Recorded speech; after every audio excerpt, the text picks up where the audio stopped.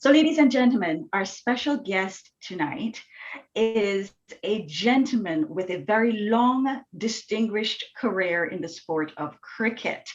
He is one of the West Indies' most beloved cricketers, and he earned a title or nickname of Whispering Death because of his silent, deadly style of bowling. He is currently with Sky in the UK as a sports commentator. And recently he's been releasing a book, and I guess Mr. Michael will share a little bit more on that. But help me to welcome our special guest for this evening, Mr. Michael Holding. Michael, welcome. Thank you very much, Annie. Glad to be with you and your guests. Michael, this is an exciting moment because as we were considering who would be our guest for season 2 of Caribbean Masterclasses, your name came out as one of the people that the vision team that works with me thought would be ideal for Caribbean Masterclass. And of course, when they heard that you were going to be here, that was great excitement to know that you are participating in this. And when you and I chatted, we had a very interesting conversation, which led to the theme of this evening's masterclass. Because part of our conversation, you shared a very interesting story, whereby you mentioned that education is very, very important in your family and to you. And you were going along the path of going to university and having a very specific career. You also talked about becoming a programmer as part of your early days, but you also had a love for cricket. So, how was it for you, kind of these two pillars, the education path, but then you had the love for cricket? And did you know early on that cricket would win as the first love? Because the idea behind today's masterclass is helping us explore what happens when you follow the path of your passion. So, did you know in the early days that cricket was the first love, or how did you balance that through your education? And to be honest, when I was at high school, Kingston College, I pretty much played all the sports. I played cricket, I played football, I did athletics. As a matter of fact, I represented the school at various levels at all three. And then whatever else was going on, table tennis, I used to play table tennis with the guys who did represent the school. I wasn't good enough, but I used to play with them. So I was pretty much a sports freak. And I was playing Okay. sports because I enjoyed playing them. Mhm, I never thought that one day I would have a profession in sports. I just played them. And mhm. as I mentioned to you, and as I've told so many people, my mother, being a head mistress, had no thought about me making sports as a career. And those days, it wasn't very easy anyway. Mhm, She kept mhm, on just saying to me, remember, you have to have some sort of a qualification. To move mm. forward in life, you need a piece of paper behind your name, as she would put it. Like, it didn't Yes. matter if it was a diploma or a degree, just some sort of qualification. So that's pretty much the direction in which she was pushing me. Because I was a sports freak, I loved playing sports. I was a member of Melbourne Cricket Club in Jamaica, which is a big cricket club in Jamaica, one of the best cricket clubs in Jamaica. And I was playing there, and I kept on playing and going through the ranks, from playing with school boys to under 19s, and then started representing Jamaica. But at the same time, it wasn't all cricket. I was still doing Mm. my schoolwork and doing both, because I hadn't decided one way or the other. I didn't think I was going to be a sports professional, and I Mhm, didn't know if I was going to, what job I was going to do otherwise either. So I was just enjoying life. mm. When I got to the point now of representing the West Indies, my mother was still there in the background saying, this is not a career. This is not a career. And I knew, because of my first tour to Australia, 1975, 76, there was no Mhm, money in the game. mm, Being a youngster, 21 years old, having no experience, I was on the lowest salary that a cricketer could get from the West Indies. And that mm. entire tour to Australia, I earned 600 US dollars. Oh, That's wow. Wow. So I immediately knew that was not going to be my career as well. And I did Yes. not want to go and play county cricket to make it a career, because there was more money to be earned in county cricket, but it was not a hell of a lot of money. Mm. So I went and I played and I enjoyed it. And when I came back, I was, as I said to you, I was working. I was working Yes. in a bank. My first job after leaving school before I even went to play for the West Indies was Barclays Bank. Barclays Bank Mm. was in Jamaica then. So I was doing everything. But as a young man, you're not focusing on anything and saying, this is what I want to do. You're just doing things because you're there to be done. I Yeah. I started to gravitate more towards cricket when I played for Jamaica. Again, this is before I played for the West Indies. I played for Jamaica. I left Jamaica to go and play down in the Eastern Caribbean and left my job at Barclays Bank. And when I came back, I was called into the boss's office. And he said, "Young man, are you doing banking or are you doing cricket? You have to choose one or the other." Mhm. And that was early. As I said, I left school and went straight to Barclays Bank. So I was probably 19, 20 years old. I had no responsibilities, absolutely none, living with my parents. And this man is telling me I have to choose one or the other. And because I had no responsibilities, I chose cricket. Okay. Not my mother was very pleased. But at that age, Yes. you're having fun. I'm not making any money from cricket because playing for Jamaica, I think I perhaps got about $200 for the entire season of playing for Jamaica. So it wasn't that I was making money, but I was enjoying it and I had no responsibilities. My bills were being paid by my parents. Mhm. Then eventually now another year passes by and I get selected to play for the West Indies in 1975, 76. Mhm. Again, at that tender age, my mother was not going to tell me, no, you can't go and play for the West Indies because I'm still at a tender age. I have a job. I'm still playing cricket. So I went and played for the West Indies 75, 76. I came back. I played against India in the Caribbean. I went to England and played against England in 1976, did well in England. And when I came back from England now, about August, September 76, the Prime Minister of Jamaica, Mr. Michael Manley, who was again a cricket freak, called me into his office and said to me, listen, we're going to give you a scholarship to go to the University of the West Indies. And of course, I was happy to go because as I said to you, there was no money in cricket. My mother, of course, was elated. Started a 4-year course at University of the West Indies in computer science. And that is how I got into that line of work because I was working at the computer center at Barclays and the Prime Minister he knew everything about me. He follows everybody's career. Right. He offered me the scholarship and I went there. The only reason I did not complete that 4-year course, I did the first year, was because of World Series cricket. Kerry Packer. I think a lot of people would have heard of World Series cricket. If you're too young, you perhaps wouldn't have heard of it. Because I started in 1977, which is 43 years ago.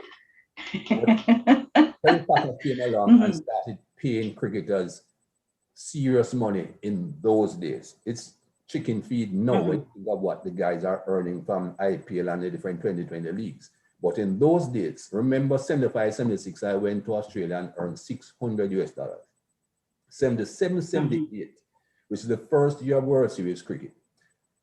I was offered 25,000 Australian dollars per season for 3 seasons guaranteed. And at that time, the Australian dollar was bigger than the US. So you can understand the jump. Right.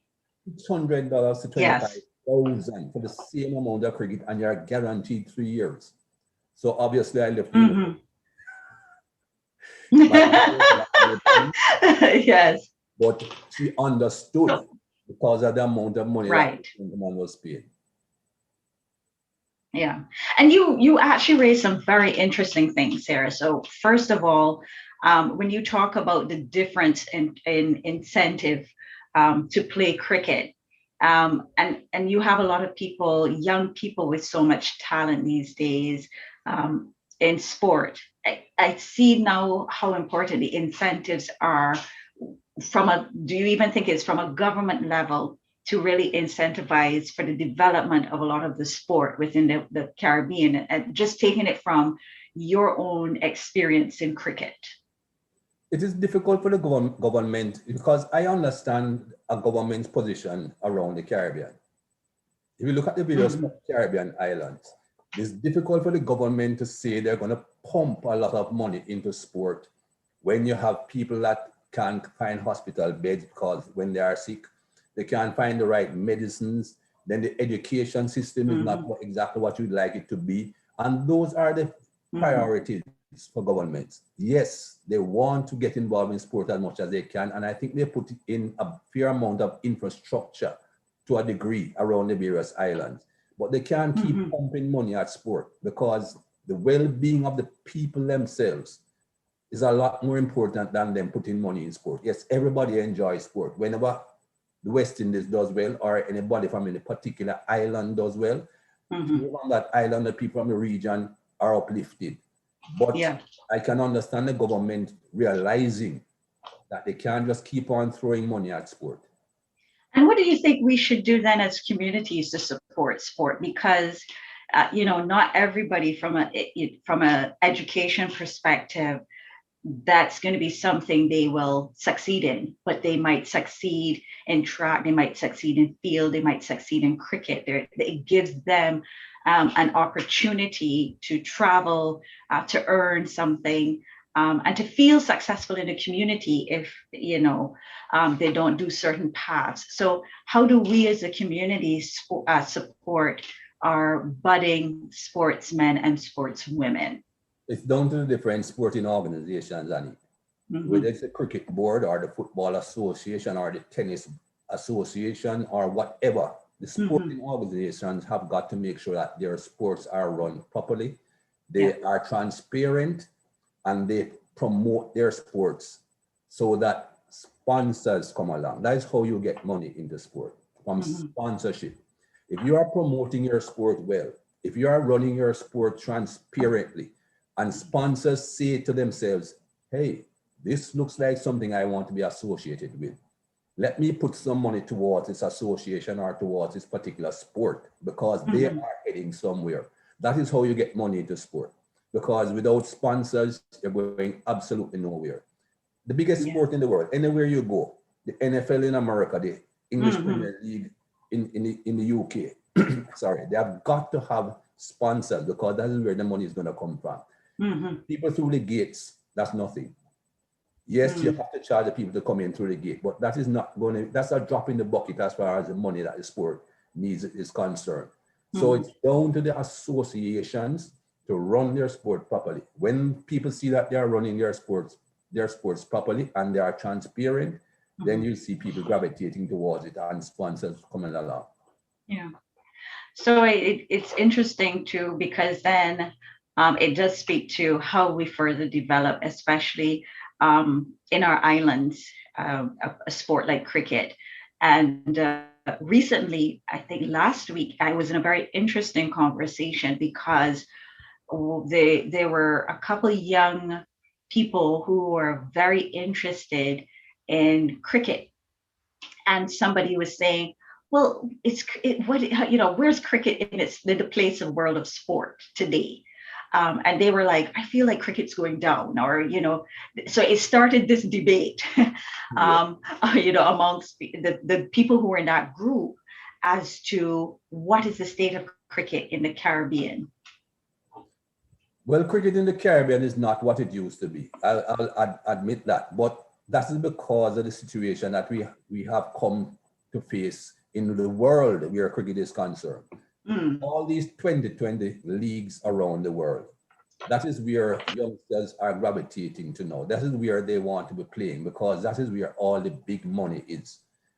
The West Indies Cricket Board cannot have enough money to prevent the West Indian cricketers from going to these 2020 tournaments. They cannot get that money, irrespective of what they do, because of the community of the Caribbean, perhaps 5.5 million people in total, the English-speaking Caribbean, that play cricket. Constant,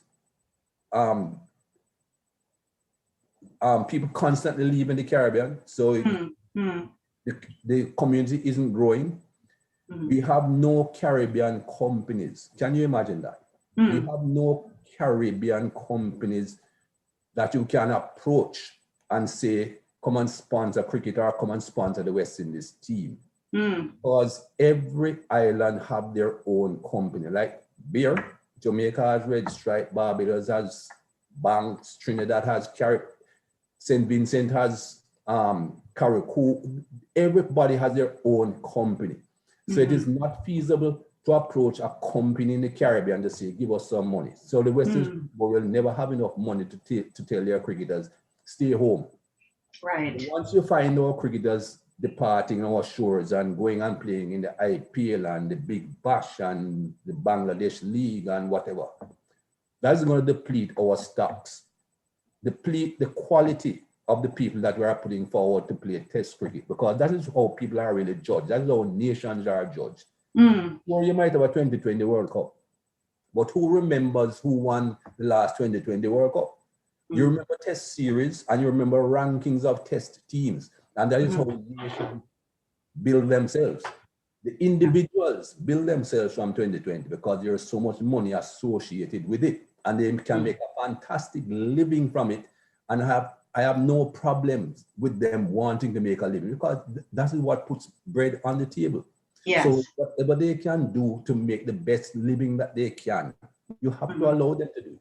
But rich countries, Australia, England, they can say to their cricketers, okay, we'll allow you to go and play the IPL, but not when we need you. Right. They are paying them enough. A basic contract in the UK, without even a ball being bowled, for the England cricketers who play all three formats is £1 million. Wow. Oh, do you think the West Indies Cricket Board can even find half of that to give a cricketer? No. No. So we can't dictate. And that is what is going to affect our cricket for a very, very long time. And you raised something very interesting, because when we go back to this question of, you're following what you feel passionate about, and maybe this is an extension to other sports as well. It's the fact that in the Caribbean, we have the drain effect, because we just can't, to your point, they have to be able to provide for themselves and their families. And in order for them to follow their passion and to keep up with the sport, whatever sport that is, it seems like it requires them to leave the Caribbean in order to do that. So, that's a very, very interesting question, an interesting reflection too on what it sometimes costs us in the Caribbean to be able to follow what we are passionate about. And I have some questions in the chats coming in. So we have a question from Ms. Chanda. So she went back to the idea of the Caribbean sporting associations, and she's asking if we see a decline in the way the Caribbean sporting associations are conducted now versus past years. To be honest, that's not a question I can answer about the entire Caribbean. It's difficult for me to know what's happening in all the various islands. I think it's unfortunate that the only thing we do together is cricket. I think if we were to join together for a few other sports and have a board like the West Indies Cricket Board that controls that particular sport in the Caribbean, I think we would do a lot better at organization, at representation, at acknowledgement of the world as to what we are doing. But again, politics in the Caribbean, everybody wants to be their own king. That's all of us. I don't know how cricket got to that point where we are playing as the Caribbean as for cricket. Perhaps because we realize we can't do it on our own. We can't get the world class on our own. But I'm absolutely sure that if any island that eventually thought, we can get to world class on our own, we'll try it, because Barbados thought about it about 30, 40 years ago. But it doesn't work that way. And that is what the problem is in the Caribbean. Each island wants to be their own little king instead of everybody joining together and playing other sports, because we would be a lot more competitive if we did that. But as for Jamaica, I know the various associations down there have had their problems at various times, but I'm not too sure about the rest of the Caribbean. I wouldn't be able to speak for the entire Caribbean. You made such an interesting point just now. We had we launched a series earlier this year with Caribbean economist Marla Ducaran. She's a Trinidadian and currently lives in Barbados. And, we were asking about the impact of COVID on the Caribbean nations and what she saw as some of the routes for us to get out of this, or to at least come to a stable place. And she made a very similar comment in the fact that it's sad to see that as a Caribbean region, we haven't taken this as an opportunity to band together and actually support each other in a more tangible way, whether it's through exports, etc. And it's interesting to hear you even make that comment as well, because it really speaks to, again, this idea of the power and the strength we have as a united region, as opposed to everybody having their own fiefdom. I think the politicians know, but again, I go back to the point that everybody wants to be the king. Yes, yeah. Even when you think about the West Indies Cricket Board and they thought about having an academy, everybody wants the academy in their island. We don't think the word CARICOM, I don't think is really applicable when it comes to the Caribbean. We have never really come together. The word is out there and the expression is there, but we haven't really. I'll give you one quick example before we move on, Anik. This is going back to when I was playing for Jamaica. So you're going back into the 80s. A Jamaican beer company sponsored the regional tournament. Shell sponsored it before. Of course, it's a Dutch company. When they left, the Jamaican beer company took up the mantle. And when they sponsored the regional tournament in the Caribbean, when we went to Trinidad, we could not play at Queen's Park Oval because there was a stand there sponsored by Carib. And Carib did not want Red Stripe beer at Queen's Park Oval. Just show you how ridiculous it is. We had to go down to Guaracara Park. Yeah. And it's so even in terms of the brands and going back to your point about corporate sponsorship, the struggle there is even greater, because everybody, again, as to your point, they're not thinking in our region about the importance of the strength of the region. It's everybody's thinking about their individual islands. And I want to go back to something that you shared when we were having our pre-discussion about this masterclass, because you talked about when you started, you were having fun and you were enjoying the sport. But when you started to play as part of the West Indies team, the cricket team, and you all were traveling and playing, you actually had a very interesting revelation in the 80s as to, who you represented and what you represented as you were traveling and playing. So could you share a little bit with our audience about that? Yeah, I wrote about that in my upcoming book as well, because the first time I went to England in 1976, everywhere we went, the West Indian community followed us. It wasn't necessarily just for test matches. We went to Leeds, we went to Northampton. Wherever we went, people who lived in that area came and watched us play against the county. In London, it was more exaggerated because, London has a lot of West Indians. And we played a game against Surrey at the Oval, just up the road from Brixton. And the place was packed with West Indians. And this is before the test series started, one of the earliest games, perhaps the first or second game we were playing on tour. And going into the third day, Surrey declared and gave us a target. And we went off the field, went to the dressing room, and the 10-minute gap that we had before the opening batsman had to go to bat, Lloyd had a quick meeting and said, gentlemen, we are not going to chase this target. We are here to try and win a test series. Some of you have never played in England before. We're just going to go through the motions and go out there and get acclimatized. Well, the two opening batsmen walked out and they just went out and batted. And when the crowd realized that we were not chasing the target, they got very angry and they shouted and hurled abuse at us because they wanted us to win. Eventually, I found out that they wanted us to win every game because that made them feel proud. That gave them something to lift their spirits so that they could walk on the streets of London and England with their heads held high. Say to themselves and the people that were looking at them, I am like them. I came from the same place they came from and they are winning. So respect me as you respect them. Right. And that is when I got my first inkling of what it was all about. And when I started to go back in the 80s on a more regular basis, because I went in 76, I didn't go back until 98 because West Indies toured every 4 years. Mm-hmm. And I went back in 80. I went back in 81 to play Lancashire League. I got to then get a bigger grasp of exactly what these guys were going through. Because when you go with the West Indies team, you're amongst yourselves. Unless you're playing county cricket, you don't know what's happening on outside your little ambit.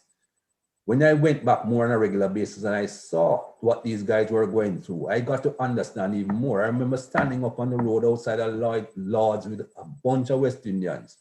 Coming up from St. John's Wood was a taxi. This is after the game ended. And the light is on at the top of the taxi, bright as anything, an orange amber light. Mm-hmm. And the taxi driver sees us standing on the side of the road. I'm not going to get the taxi. I'm just there with the guys chatting because my hotel is a walk away. And when he sees us by the road and somebody moves forward to put his hand out to try and stop the taxi, he turns the light off. Mm-hmm. And when he passes the group, he turns it back on because we are watching him as he passes. As he passes us, he turns it back on. That's when I got to really understand what West Indians were going through in England and what we were representing and how we had to make sure that we put some sort of smile on these people's faces and uplifted their lives. Yeah. And, you know, I'm going to get to we have some questions coming for you, fast and furious. So I'm going to ask one more of mine and then get to these other questions. But I think that it was really powerful when you shared that with me before. And again, it's so powerful now because it's the idea of the representation. So, you know, you were doing something you enjoyed. Yeah. You were following something you felt really strong about and you loved, but it came to a point where you realized it wasn't about yourself, as you say. It was a representation of a region, not even an island or country, but of an entire region. When you look at West Indies cricket, you know, Annie, you have islands in the Caribbean that have never produced a West Indies cricketer. One comes to mind immediately, St. Kitts, because I've been to St. Kitts many times. They have never produced a West Indies cricketer. But when the West Indies are playing and doing well, they say, we are us. Right. But it has nothing to do with whether they have a person on the team. It's the West Indies. And, you know, for our audience, that goes back to something that is also very powerful. When you're following your passion, your influence, you never know where your influence is going to take you and how far your influence can reach. Because I don't think that these gentlemen realize just how much they would have impacted and encouraged and gave people something that was very positive, even when they were playing in various countries. So the idea of when you are following your passion, there comes a point where you become a form of inspiration and encouragement to others. So my last question to you, going back to playing with the West Indies cricket team, and thanks everybody for your patience. I promise you I'm not going to hog the show. I'm going to get to some of these other questions. One of the things you said to me, and I had to write this down, is when there is greatness around you, it lifts you.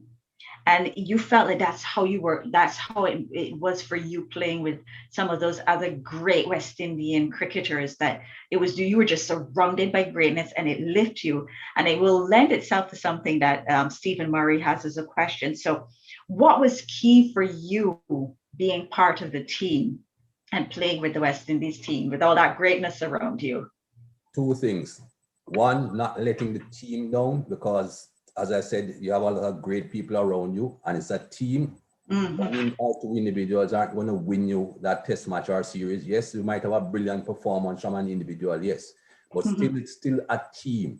So you don't let your team down, because you have some guys around you that are doing brilliantly. And secondly, you don't want to let the people that you are representing down. I remember my first tour, 1975-76. We did badly. We got beaten 5-1 in Australia. The last test match was in Melbourne. And I remember those days you're talking about telegrams. People couldn't even call home. They didn't have money to make long distance calls. So you got a lot of telegrams. And I remember Clive Law getting a telegram one day in the last test match. This is the 6th test match. We have already lost 4 out of the 5. And he got a telegram from someone in Trinidad. And he opened the telegram. He had Derek Morris sitting beside him. And he opened the telegram and he's looking at this thing that on the telegram, and he can't decipher what it is saying. And he says to Derek, what is this? And he shows it to Derek, and Derek is there puzzled as well. And then eventually he bursts out laughing. And Lloyd says to him, why are you laughing? What is this? You know what was written in the telegram? No. Stupes. Stoops. That was what somebody went oh dear me. all the way to Australia. I said, and that is what the gentleman put on Telegram. He's kissing his teeth to say, you all are a waste of time. That is so it affects people. Right. So y'all got somebody strips in, as we would say, yes, all the way by telegram. Oh dear. So then that goes to Mr. Stephen Murray's question, which is, he says, what are your thoughts about Curtly Ambrose's comment on the West Indies, about the West Indies glory days? So sorry, I just lost the question. Hold on, let me just grab that for you. About it, that Ambi says that we never get back to those. Get to those glory days. Yes. Well, I don't like to say never, because this world hopefully will go on for many more years after I am gone. I can't see it happening in my lifetime because of the factors I mentioned earlier about 2020 cricket and the fact that these guys are swanning all over the world and we are never ever able to produce our best team to represent the West Indies. It's going to be difficult. But as I said, I never say never. Yes. Okay. 50 years down the road, you might get back on top again. I don't even know the structure that they'll have in cricket those days, but who knows? And have you, because you mentioned now that with all the 2020 tournaments, etc., what else have you seen in terms of the evolution of the game in the last, 10 or even 20, 30 years? Well, the game has changed a lot in various ways. The shorter forms of the game have brought a lot of different things into the long form, which is test match cricket. For one, you have a lot more fitter cricketers playing now. The fitness level of cricketers all over the world has gone up. And in particular, in India, when I played against India, I can't even imagine before my time, Wes Hall and Frank Worrell and those days, but even when I played against India in the 80s, those guys were so unfit, it's unbelievable. Look at the India team now. They are absolutely brilliant in the field. You see them chasing, you see them diving, you see them taking some fantastic catches and some acrobatic catches by the boundary line. So if they have risen to that level, you can imagine other teams that were so much better than them. They have caught up, but other teams have also lifted their game. So the fitness level and the acrobatic nature of the game has changed. That's a big plus. And because of that, you have batsmen that can make more runs because you have to be fit to bat for a long time. But the negative side of that, as far as I'm concerned, is you don't have batsmen that have the patience to bat as long as they can these days. They'll make 100 runs in half the time that they made the time before. But a lot of them don't get to 100 because they don't have the patience to sit down and wait. So and aspect is a negative as far as I'm concerned. But the people who look at just results, they don't mind because you're getting a lot more results now in the games. The games aren't lasting as long because the batsmen can't bat as long. So you get a lot more results. So that aspect of it has been better. We get more results than draws. But I will argue that you can have some fantastic draws. You have boring draws, but you can also have some fantastic draws.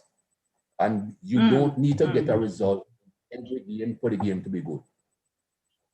Now, you mentioned something interesting that even also lends itself to the next question, because you said one of the things that you feel as a drawback is the lack of patience.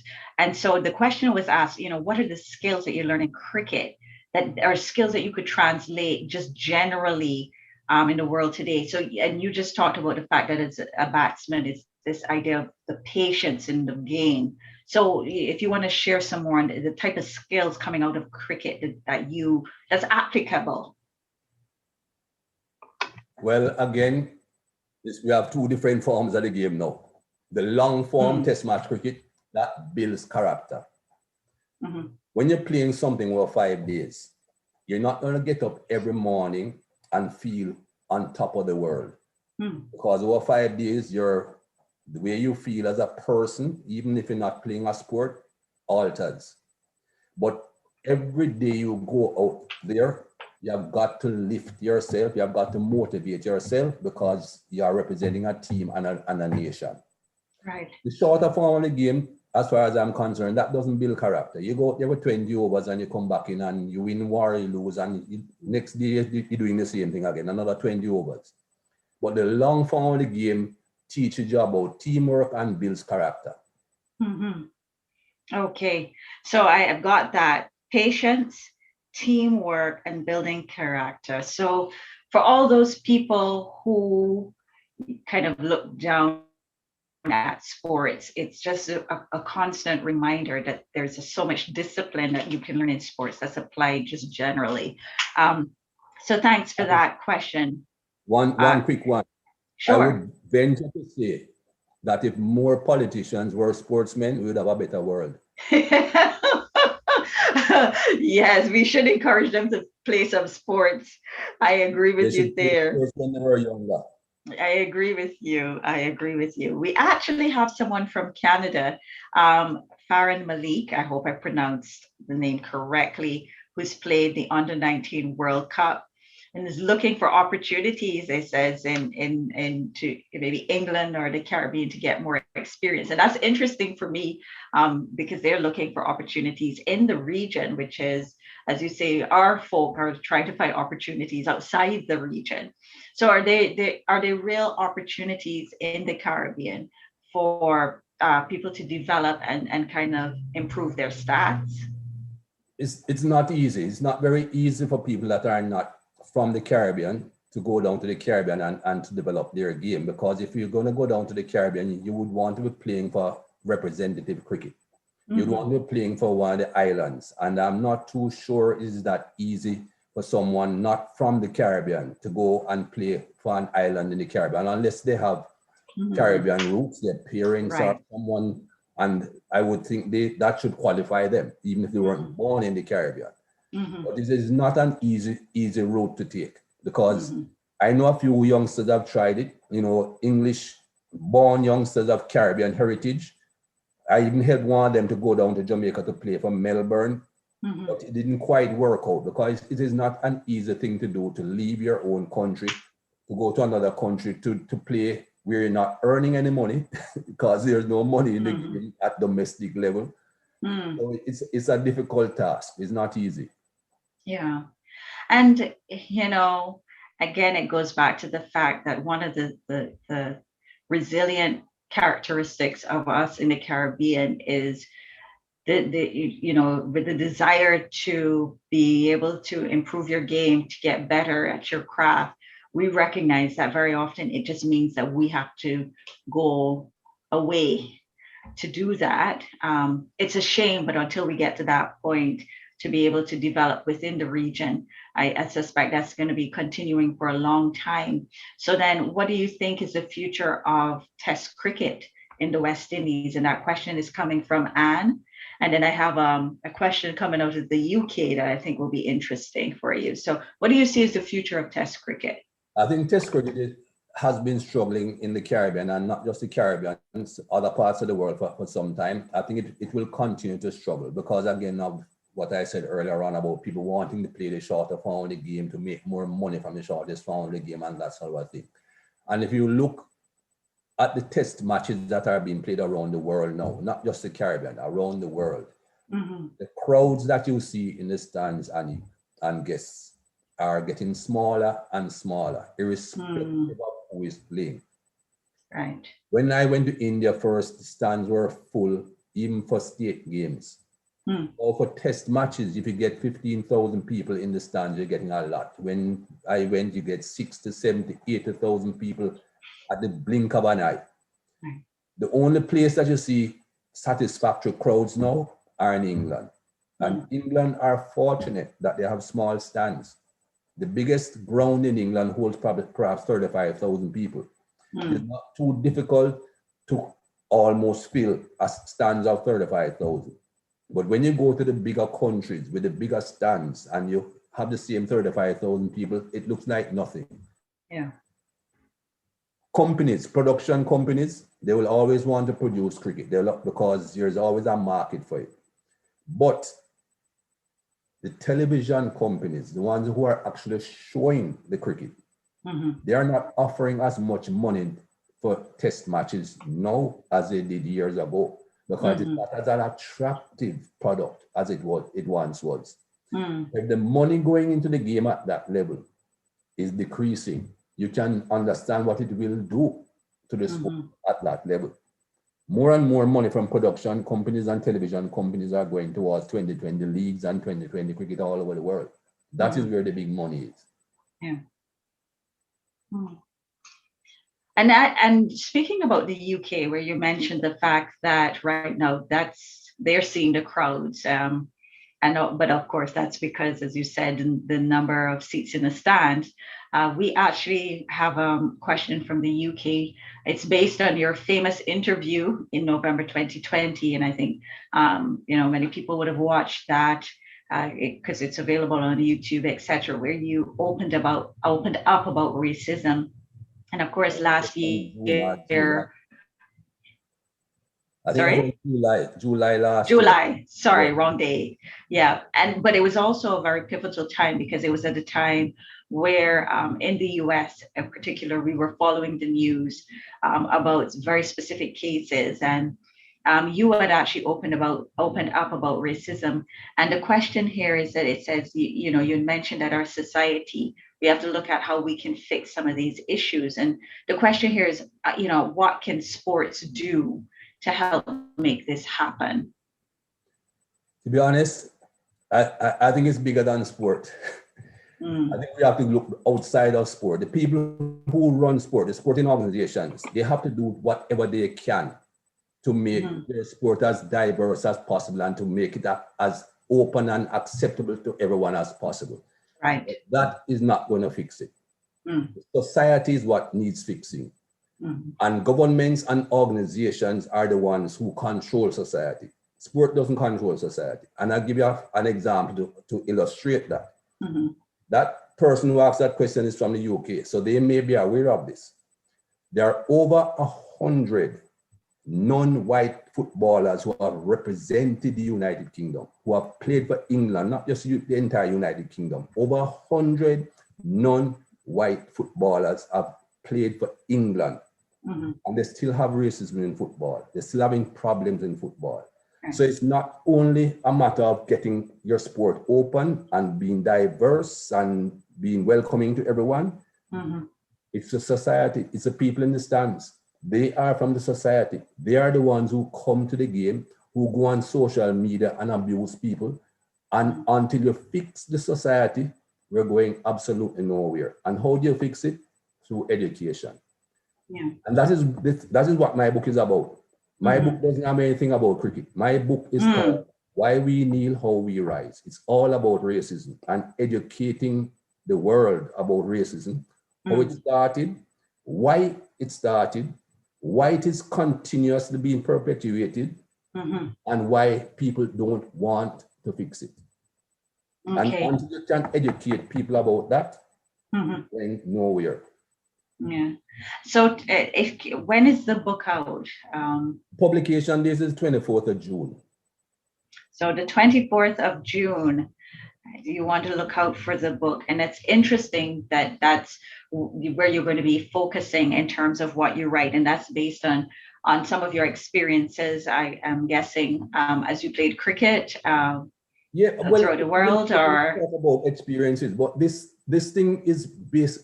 Most of the book, Anik, is about how racism started. The subjugating of the black race, because Europe needed what Africa has, all the minerals and all the food and everything. Why do you think only I think there are 56 countries in Africa. Only one of those 56 countries was never colonized, Ethiopia. Why do you think Europe went to colonize Africa? Because they wanted what Africa had, and they wanted to justify it by dehumanizing the black man, so that when they abused them and did what they did, they could live happily with themselves. They could say to themselves, we're not doing anything. They are not human. And I think all that history. And what prompted you to write the book, and the direction of that? When I spoke what I had to say on Sky, I was bombarded by people. You know, you can't let it rest there. You know, you have to take it further. And I didn't intend to take it any further. One of the first people, big sporting icons that got in touch with me was Thierry Henry. Oh, wow. In the book, I have a lot of huge icons that I've spoken to in this book. Thierry Henry, Michael Johnson, Usain Bolt, of course, from Jamaica. I couldn't leave him out. Naomi Osaka. I have a whole host of people that I've interviewed and spoken to in this book. But as I said, their experiences are fine. I did that because I want people to realize that being millionaires doesn't save them, because all of those people are multi-billionaires. It doesn't save them. But I want to teach people where it's coming from. And that is so interesting. So you made that, you did those, that made those statements, you did that interview. Obviously that wasn't something that you'd planned, but it clearly touched a nerve for those folk to reach out to you in that way, and commend you for speaking out about and putting, you know, this into context from a historical perspective. I think we keep having questions here. Tell us the name of that book again, and that's coming out on June 24. Why We Kneel, How We Rise. All right. And I'm going to step away for 5 seconds. 1 second. Sure. So, ladies and gentlemen, make sure June 24 to catch your copy of the book. Okay. I have to turn off the fire. Okay, yeah, we don't want you to burn anything now, you know. Next time we will do dinner with Michael Holding. Yeah, after COVID, we can all meet together. All righty. So thanks very much for telling us the name of the book again. And I'm going to wrap up. We have 2 last questions to share. So one is going back when we were talking about this level of the fitness, etc. So the question is from Stephen Murray, saying recently Shimron Hetmyer has been accused of his lack of fitness. However, we are having Rakeem Cornwall being selected and causing a bit of conflict with the selection process. So how would you deal with this situation if you were at the helm? Well, what I would say, and what I've said to many people, is that when you have a team, one size can't fit all. Rakeem Cornwall, he is a huge human being, but he's not huge because he's unfit or he doesn't eat properly. That's just his nature. That is something that, whether it's a problem genetically or chemically, I have absolutely no idea. Rakeem Cornwall, if he runs 500 miles, he'll be the same Rakeem Cornwall. So you have to live with Rakeem Cornwall. I think Hetmyer is a totally different situation. Hetmyer has allowed himself to get to the size that he is because he's happy with this 2020 cricket, making a lot of money from it. You don't have to bust a gut to be successful in 2020 cricket, while you have to be you have to work a bit harder for the longer form of the game. And that is what we need to do, to inspire the youngsters. Let them know, fine, but think about yourself. Even think about life after cricket. The fitter you are, even COVID, the fitter you are, the less likely that COVID will kill you. So you're not just thinking about, oh, I'm comfortable, I don't have to be fit. You have to think about life as well. And I think that's what we need to do with our youngsters, to let them understand. So I think that's a very interesting point, because it's you. So you looked at these gentlemen, and one, we recognize that that's just his body type. Yep. But, but that should not deny him an opportunity. Um, and, I think that that's important when you said that we should see representation even in sports, as long as we know that that element of fitness exists, where they are able to do so without any harm to their own health. But it goes back to how our community, even how we see people, and sometimes how we prejudge people, That's based the on so problem. many things. And if you even look at the commercial world, Yes. look at models who model clothing for a living. Mm-hmm. That world is changing as well. Mm-hmm. There no longer see these pencil thin people and everybody trying to look like a straw, Mm-hmm. because Mm-hmm. the entire world realizes that those days should never even have started, but they have come to an end where you can accept all sorts of body shapes and types and people. Yes. And that is a general situation in the world. Mm-hmm. So, anyone who has a sports team and they believe that one size fits all and everybody must be able to run 5 miles in 2 minutes or whatever, that will never ever work, and it should never ever be attempted. That's very, very true. So, guys, we have to wrap up with the session. I have a question here. Well, I have two quick questions. So, one is, if you have an opportunity, or do you see a future where legends like yourselves and some of the others around the West Indies would be doing some sort of or maybe an opportunity to do something for our budding talent and cricketers, future cricketers? So we may not have CARICOM, but could the legends form something? I'll tell you something that I suggested to the West Indies Cricket Board perhaps about 20 years ago, and that they have not done. Every year, the West Indies Cricket Board have two underage age group, not underage, age group tournaments, under 15, I think, and under 19. Those tournaments are held in one island. That means you have, say, 15 people from each island. You have about 90 cricketers from the 6 regions in that particular space. I suggested to the West Indies Cricket Board that every time they have one of these tournaments, they invite well-known people from around the Caribbean, not just cricketers, economists, financial people, psychologists, everybody. And if the tournament lasts 2 weeks, 3 weeks, bring in a half a dozen people and let them talk to these youngsters after dinner in the evenings. Remember, Right. we're all in one hotel or in one space. Let them just have chats with these youngsters, because we should be looking to build human beings, not just cricketers. It has never been done. And I am absolutely sure they can find people around the Caribbean that will willingly come and sit down and talk to these youngsters, whether it's in a chapel or in a hall or anywhere that they can all fit. It has never been done. I absolutely love that idea, that the fact that it's giving these youngsters a very holistic approach. Definitely. So it's not just, You.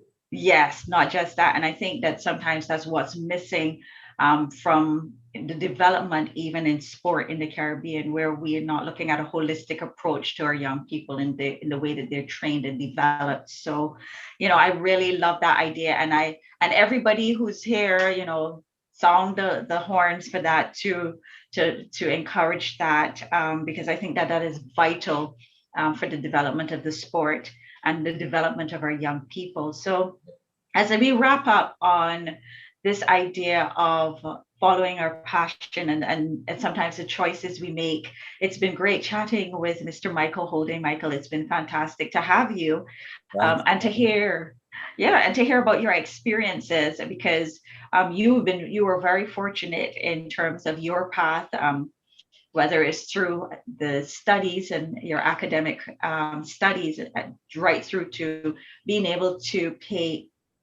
play cricket professionally.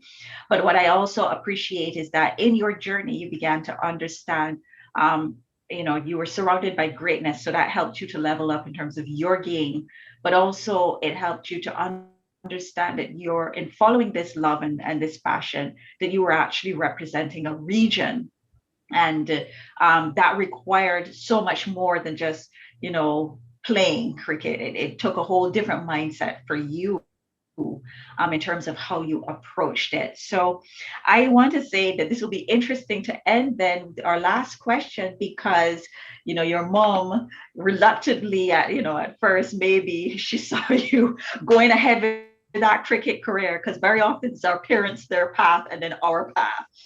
So what did your mom say years later? And was there any regrets in choosing cricket as your path? No, my mom and my parents supported me with whatever I chose to do. As I said Yes. before, my mother wanted me to get some sort of a qualification. But when they saw and she saw that I was doing well in cricket, I was earning good money because of World Series cricket. When I left university to go to York World Series cricket, as I said, she wasn't very pleased. But when she saw the earning power that I was having, she sort of settled down a bit. Educators are educators, people who deal with education, and she taught for over 50 years of her life. She would always think that way. But she sort of settled down a bit and supported me. And when I went into business, she was even there behind me, supporting me with that as well. My parents always supported me and tried to guide me as best as they possibly could. Mhm. So no regrets then for you choosing No regrets. cricket as I your have no regrets. career. I played for 12 years for the West Indies, and I have absolutely no regrets about that. I enjoyed the 12 years. We had a great team. I toured the world. I learned a lot by touring the world. Without cricket, I don't think I would have both things. I know I would not have toured the world as much as I did being a computer programmer. So cricket lightened my world and taught me by allowing me to tour the world and to meet different people, meet different cultures, and understand different people. And I love that you ended in that way, because that would have been one of my questions if we had more time. So the fact that you even touched on the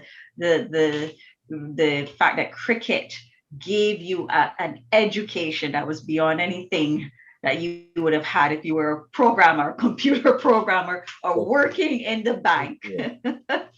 It shows again what happens when we make the bold step and we follow our passion. And sometimes the journey may not be easy, and it may take a while for us, but the benefits and the payoff are phenomenal. And we can be a source of inspiration and encouragement to others, because now we have a masterclass with you, and we're able to have such a great conversation with you. So once again, thank you so much, Michael, for being here. Thank you all to our attendees for tonight's masterclass. We will edit the video and then we'll put this on so you all can watch it again when you have a moment and digest it again, the conversation. And also we will share it with all of our subscribers for the Caribbean masterclasses. And Mr. Michael Holding, again, thank you and have a wonderful night.